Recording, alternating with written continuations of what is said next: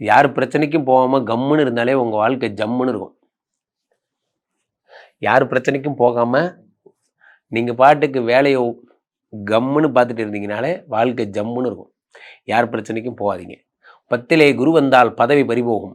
First பாயிண்டே சொல்லிட்டேன். 10லே குரு வந்தால் பதவி பறிபோகும். சும்மா இருக்கிறவனுக்கே அந்த ஆள் செய்வான். சரியா? இதில் உச்சம் பெற்ற குரு வேற. அப்போ பவர்ஃபுல்லான குரு வரப்போகிறார். அதாவது இது எப்படி இருக்குன்னா, எங்களுக்கு வந்து வாத்தியார் இல்லை சார்.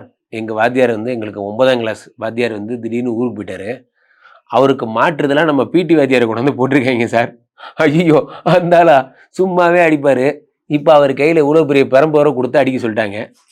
ஏற்கனவே நீங்கள் வேற பிடி பீரியடில் நோட்டடு, உங்களெல்லாம் நல்லா அடிப்பார். ஸோ அப்போது அந்த மாதிரி தான் இது. 10ஆம் இடத்து குரு பகவான் உச்சம் பெற்றவர். நீங்கள் நோட்டட் லிஸ்ட்டில் இருக்கீங்க. காரணம் என்னன்னா 3, 6 கூடனா ஏற்கனவே குருவுக்கு உங்களுக்கு ஆகாது. ஸோ அவருக்கு போய் இவ்வளோ பெரிய பதவி கொடுத்துட்டாங்க. அப்போ என்ன பண்ணோம்? சும்மாவே வேலையில் பிரச்சனை வரும். இந்த ஆப்போசிட் ஜெண்டர், ஈக்குவல் ஜெண்டர் இருக்கிற ஆளுங்கள்லாம் இருப்பாங்க. நம்ம கம்பெனியில் தான் இந்த மாதிரி கூத்தெல்லாம் இந்தியாவில் மட்டும்தான் நடக்கும். நம்ம தமிழ்நாட்டில் ரொம்ப நல்லா நடக்கும். நம்ம சும்மா சொல்லிப்போம், வி ஆர் ஈக்குவல் எம்ப்ளாயர்ஸ். ஆமாம் கரெக்டு. இந்த அம்மா யார்? Senior engineer. நீங்கள் யார்? Senior engineer.